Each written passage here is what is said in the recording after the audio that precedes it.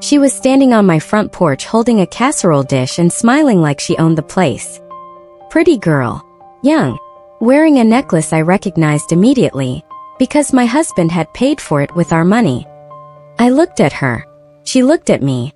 And somewhere behind me, I heard Richard's footsteps coming down the stairs. What happened in the next 60 seconds nearly stopped my heart. But here's what she didn't know. Here's what Richard didn't know either. By that same morning, every account had been frozen. The divorce papers had been filed. The fraud complaint had been submitted. And my attorney was sitting in her office waiting for my text. I had been ready for weeks. I stepped back from the door, smiled my most polite smile and said, "Please come in. My name is Diana Calloway. I'm 34 years old and I'm an interior designer. I have spent my career walking into other people's homes and making them beautiful, choosing the right colors, the right light, the right arrangement of things so that a space feels exactly the way it should. I thought I had done the same thing with my own life, built it carefully, made it beautiful, paid attention to every detail. It turns out I had missed one very important detail, and her name was Katrina Wells. This is my story. If you enjoy stories like this, please hit the subscribe button and turn on your notification bell so you don't miss any of our stories. Also like and comment, tell me where you're watching from and what time it is there. I read every single comment. Let me tell you what my life looked like from the outside, because from the outside it looked very good. Richard and I lived in a beautiful home in one of the nicer neighborhoods in the city. The kind of neighborhood where the lawns are always neat and people wave at each other from their driveways. We had been married for 10 years. He was a corporate attorney, well-known and well-respected, the kind of man that other men introduced at parties by listing his accomplishments. I had built a steady interior design business with a solid client list. We were comfortable, stable, and by every visible measure doing just fine. I had built a lot of my world around that marriage. My social circle was partly our social circle. My sense of stability was partly tied to his. I'm not ashamed to admit that. A lot of people build their lives that way. It's only a problem when the foundation turns out to be hollow. The signs were small at first. They always are. Richard started coming home later. He started keeping his phone face down on the table. He started having conversations he took to other rooms. These were not dramatic red flags. They were small shifts, easy to explain away, easy to file under busy season or stressful case or he's just tired. But I am a person who pays attention to detail. It's literally my job. One evening I was hanging up his jacket and a receipt fell out of the pocket. A jewelry store. Not a cheap one. The kind of place where you don't browse, you go in knowing exactly what you want and how much you're willing to spend. I turned it over in my hands for a long time. I never received any jewelry. When I showed Richard the receipt, he barely blinked. "Client gift," he said. "Some people still do that, Diana. It's not unusual." And I wanted to believe him. I want to be honest about that. 10 years of marriage builds a powerful habit of trust, and that habit doesn't break easily. You keep finding reasons to explain things away because the alternative, that the person you built your life with is lying to you, is so painful that your brain resists it even when the evidence is sitting right there in your hand. But my best friend Simone did not have the same habit of trust when it came to Richard. "Trust your gut," she told me over coffee one afternoon. "You know something is wrong. You've known for a while." That night I checked our shared location app. Richard's phone showed him at the office. I drove past the office. His car was not there. I sat at a red light 2 blocks from that empty parking lot, and I felt something cold move through me. The particular cold of a truth you've been avoiding finally arriving. I went home. I didn't say anything. I started paying closer attention. Over the next 2 weeks, I went through our bank statements carefully and quietly. There were charges I couldn't explain, restaurants I had never been to, hotel stays on nights Richard had claimed to be working late, flower deliveries that had never arrived at our house, and one phone number, appearing again and again in his call history, saved under a single letter. K. I was lying awake beside Richard one night, thinking about that letter, when his phone lit up on the nightstand. The notification showed the first line of the message before the screen went dark again. "I miss you already. Tonight was everything." Richard was asleep. His breathing didn't change. I lay perfectly still in the dark and I read those words over and over until they were burned into the inside of my eyelids. The next morning, while Richard was in the shower, I wrote down the number from his call history. I ran a reverse search that afternoon. It didn't take long. The number connected to a social media profile that was mostly public, fitness posts, lifestyle content, a bright smile and a carefully curated life. Her name was Katrina Wells, 27 years old, fitness instructor, beautiful in that effortless photogenic way that makes everything look easy. I scrolled through her profile with my hands gripping my phone so tightly my fingers ached, and then I found it. A photo from 2 weeks earlier. Katrina smiling at the camera, one hand resting at her collarbone, and around her neck, a necklace I recognized from a jewelry store receipt I had found in my husband's jacket pocket. I put the phone face down on the table and sat very still for a minute. Then I picked it up and kept scrolling. Her most recent post was tagged at a hotel. I recognized the name. It was 2 blocks from Richard's office, the kind of hotel that's nice enough to be a treat but close enough to be convenient. Posted 3 days ago. I closed the app. I made dinner. I set the table. And when Richard came home, I smiled at him and asked about his day, and he told me about a case he was working on, and I nodded and passed him the bread, and I felt like I was watching everything from somewhere slightly outside my own body. Numbers have always made sense to me. Measurements, proportions, budgets, I work with them every day. So when I started going through the bank records properly, really going through them, I did it the way I would approach any project, methodically and without flinching. What I found took my breath away. Richard had been paying Katrina's apartment rent for 8 months. He had bought her gifts, jewelry, yes, but also clothes, spa treatments, weekend trips. He had covered a gym membership upgrade.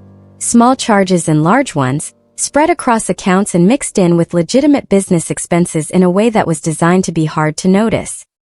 I sat at my kitchen table with a notepad and I added it all up. $47,000 of our money, spent on another woman over less than a year. I went and sat in my car in the driveway for 20 minutes because I needed to be somewhere that wasn't inside that house. When I came back in, I made myself a cup of tea and I opened Richard's email on the shared family computer. The one he had apparently forgotten I still had access to. I wasn't looking for anything specific. I was just looking.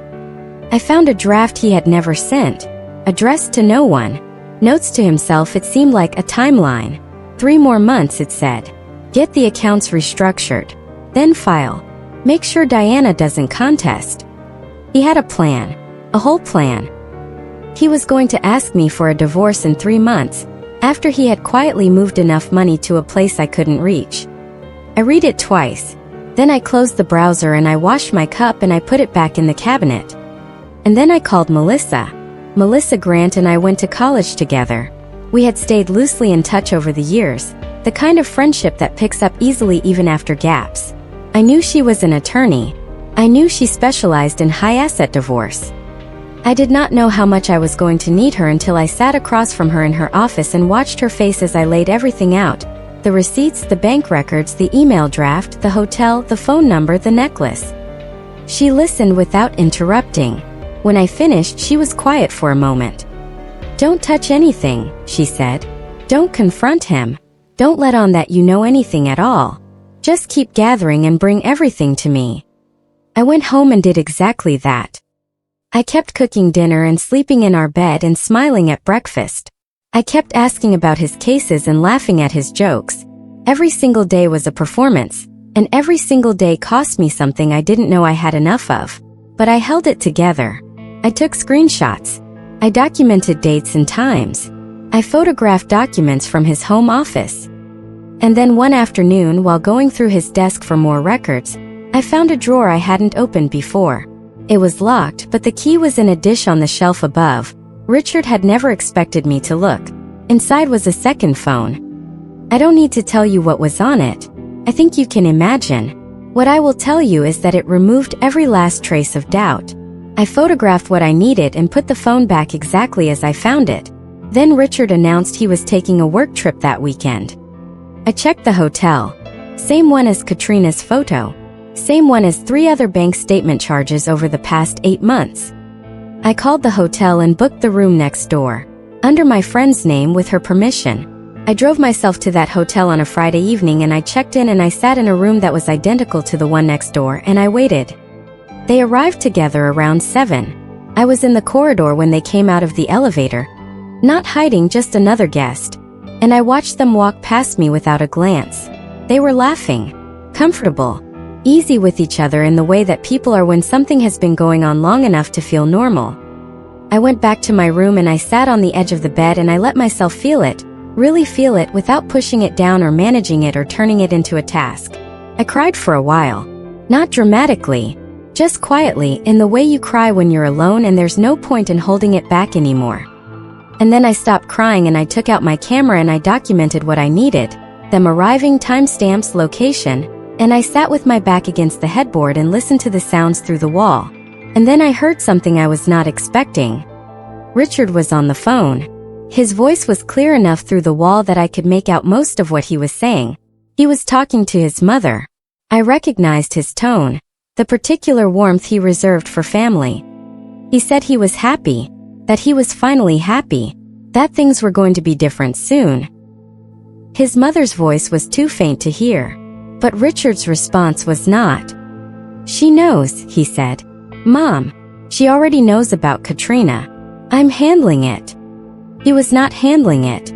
He was lying to his mother while lying to me while lying to Katrina, and his mother, I understood in that moment, had known about this for a long time and had said nothing, had looked me in the eye at Christmas dinner and family lunches and smiled at me and said nothing. I drove home Sunday morning. I had everything I needed and one more thing I hadn't expected, the knowledge that the betrayal was not a single person deep. It went all the way through. 3 days after the hotel weekend, I received a text from a number I didn't recognize. You deserve to know the truth. Meet me. I'll explain everything. I showed it to Melissa, who told me to be careful but said it was worth following up. We agreed on a public place, a coffee shop near Melissa's office just in case. The woman waiting for me was in her 40s, professional looking, with tired eyes and the manner of someone who has been carrying something uncomfortable for a long time. Her name was Brenda. She worked at Richard's law firm. She told me things that rearranged my understanding of my entire marriage. Richard had done this before, not with me but before me. A first wife, a woman named Dana, who had quietly taken a settlement and moved away and never spoken publicly about what had happened. Brenda had watched it unfold and had watched Richard emerge from it completely unaffected, his reputation intact, ready to start again. I didn't speak up then, Brenda said. I've thought about that a lot. Then she pushed a folder across the table. Inside was documentation of a bank account I had never seen, an account in Richard's name alone, not connected to any of our joint finances. Melissa had already suspected something like this existed. Here was the proof. $380,000. Moved slowly and carefully from our shared finances over 2 years. He hadn't just been planning to leave. He had been planning to leave me with almost nothing. Melissa, when I brought her the folder, set it down on her desk and took a slow breath. Okay, she said. Now we move. The morning of the day Katrina showed up at my door, I had been sitting in Melissa's office at 8 in the morning, watching her submit paperwork. Divorce filing, asset freeze, criminal fraud complaint. All of it moving at once like dominoes lined up and finally tipped. I drove home. I made lunch. I was in the kitchen when the doorbell rang. I opened the front door and there she was. Katrina Wells in person, younger than her photos, prettier than I expected, holding a casserole dish with both hands and wearing a warm smile and the necklace, that necklace, around her throat. Hi, she said pleasantly. I'm Katrina. I work with Richard. I was in the neighborhood and I thought I'd drop this off. Richard mentioned you've been busy lately. Everything in me went very still.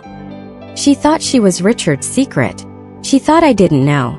She was standing on my porch in my necklace with a dish of food, looking at me with carefully managed confidence. The look of a woman who believes she holds the more important role in a story she doesn't fully understand. I looked at her for exactly 1 second. Then I smiled and stepped aside. How lovely, I said. Please come in.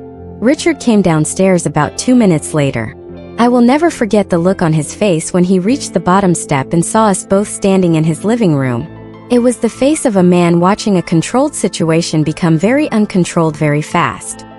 "Katrina," he said. His voice was completely level, I'll give him that. 10 years of courtroom practice. "I didn't know you were stopping by." "She was kind enough to bring us dinner," I said warmly. "I've just put the kettle on. Sit down." I served tea. Actual tea in the good cups, with the little plate of biscuits I kept in the cabinet for guests. I asked Katrina about her work, how long she'd been at the firm, whether she enjoyed it. I watched Richard's jaw tighten with every question I asked. Katrina was confused. She was playing along, but something in her eyes told me she was trying to read the room and failing. Then I said, quite casually while refilling her cup, "I love that necklace, by the way. Where did you get it?" She touched it automatically. Her fingers went to her throat. Richard went very still. "Oh, it was a gift," Katrina said carefully. "It's beautiful," I said. I looked at Richard.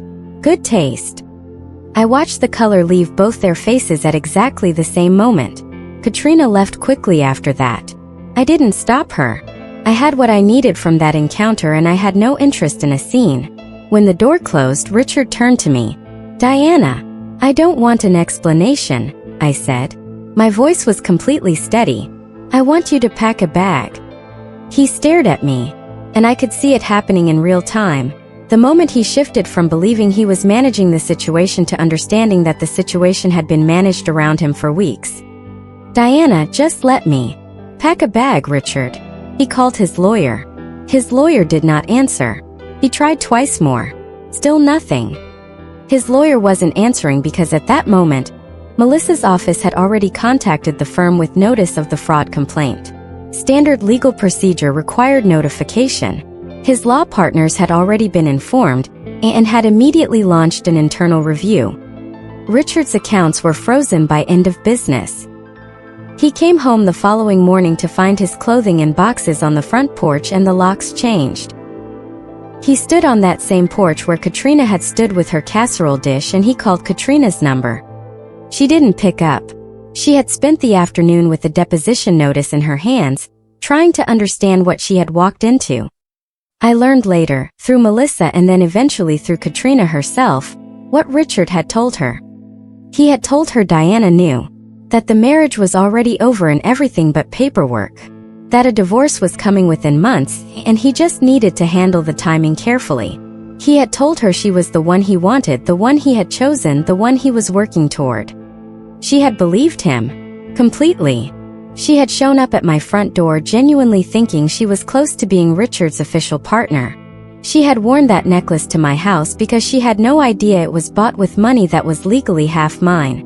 When she understood what was actually happening, the fraud charges, the frozen accounts, the deposition notice with her name on it, she called Richard. He lied to her again. She called him a second time. He lied again. And then she called me. I answered on the second ring. The conversation was not easy. There was a long silence at the start where neither of us quite knew how to begin. Then Katrina said, "He told me you knew. He said you both agreed the marriage was over." "I know," I said. "I wouldn't have," she stopped. Started again. "I'm not saying I'm innocent, but I didn't know he was doing this to you financially. I didn't know about the accounts." I believed her. Not because I was naive, but because Melissa had done enough digging to show me that Katrina had genuinely been fed a constructed version of our marriage, one where Diana was the cold, checked-out wife and Richard was the man trapped in a loveless situation, waiting for the right moment. He had used her too. Differently. But he had used her. "I need your help," I said. There was a pause. "What do you need?" she said. Katrina agreed to provide a formal statement to Melissa, dates, conversations, what Richard had told her, what she had seen and heard. It was, Melissa said, exactly the kind of corroborating testimony that turns a strong case into an airtight one. In exchange, I agreed not to pursue civil action against Katrina personally. People who heard about this later thought I was being soft. I wasn't. I was being strategic, and I was also being honest with myself. Katrina was not the architect of this. She was a young woman who had been lied to by a very skilled liar. Spending time and money going after her would cost me energy I needed elsewhere, and give me nothing I didn't already have. Richard's law firm suspended him pending the outcome of the fraud investigation. His colleagues, people who had shaken his hand at firm dinners and cited his case record with admiration, started finding reasons to be unavailable. Clients called to end contracts. The reputation he had spent 15 years building developed cracks that spread faster than he could patch them. And then Richard came to the house. It was past midnight. He rang the bell repeatedly. Melissa had told me, if he comes, let him talk. Make sure your phone is recording. So I opened the door and I stood in the doorway and I let him talk. He was not the composed attorney anymore. He was frightened and cornered, and it made him careless. He admitted to moving the money. He called it protecting assets for both of them. He admitted he had planned to file for divorce, said the timing had never been right. He said his family had known about Katrina for over a year. He said things he would never have said in a courtroom, in a deposition with a lawyer beside him. He said all of it to my front doorstep at midnight while my phone recorded every word. I sent the file to Melissa at 12:47 in the morning. She listened to it the next day and called me. He just buried himself, she said. The divorce proceedings were not pleasant. Richard's legal team tried everything: delays, procedural challenges, attempts to reframe the financial transfers as legitimate estate planning. They made implications about my character, my career, my mental state. Melissa had faced worse and was unmoved by all of it. She presented the recorded confession, the hidden account documentation, Katrina's formal statement, the hotel evidence, the email draft Richard had written to himself about his timeline for leaving, Brenda's testimony about patterns of behavior going back further than our marriage. Richard sat across the courtroom in a suit that probably cost more than most people's monthly rent, and for the first time in all the years I had known him, he looked small. The judge was not lenient. The fact that Richard was a trained attorney, that he understood exactly what he was doing when he moved that money, that he had done it deliberately and methodically, worked against him in a way it might not have worked against someone with less legal knowledge. Toward the end of a recess, Richard's attorney walked over to Melissa and made a settlement offer. Melissa told me later that she had genuinely had to work to keep a straight face. We countered. The final settlement gave me the house, 80% of all marital assets, including the hidden account, substantial spousal support. Richard's law license was suspended for 18 months pending the completion of the fraud investigation. He moved into a small apartment across town. 2 weeks after the settlement was finalized, Katrina called me one last time. She said it without much emotion, like someone reporting news from a place they no longer had feelings about. Richard was dating someone new, a woman she didn't know. Already 18 months after our divorce, he was building the same structure with someone else.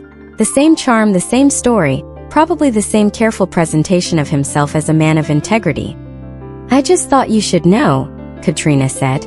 Thank you, I said. And I meant it.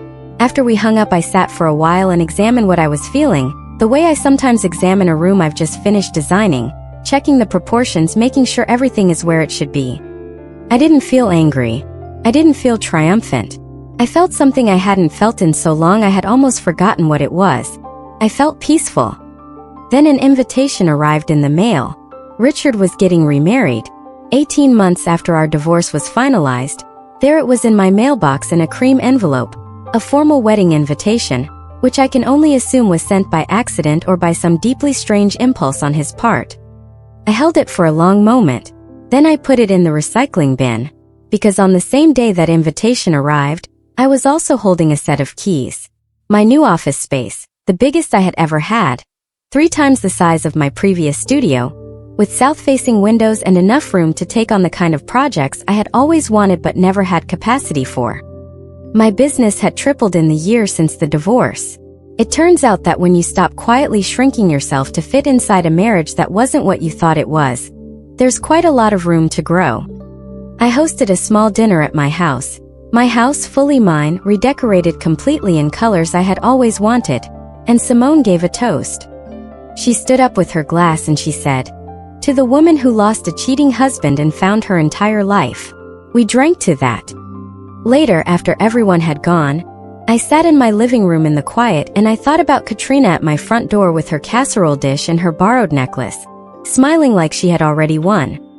I had thought, in that first terrible second of opening the door, that it was the worst moment I had ever experienced. It wasn't. It was the first night of the rest of it. My phone buzzed on the coffee table. An unknown number. A message. My husband has been lying to me for 2 years. Someone gave me your number. Can we talk? I picked up my wine glass. I looked out the window at the garden. My garden, my choice, every plant exactly where I wanted it. Then I set the glass down and I typed back. Yes, and don't confront him yet. Let me tell you what to do first.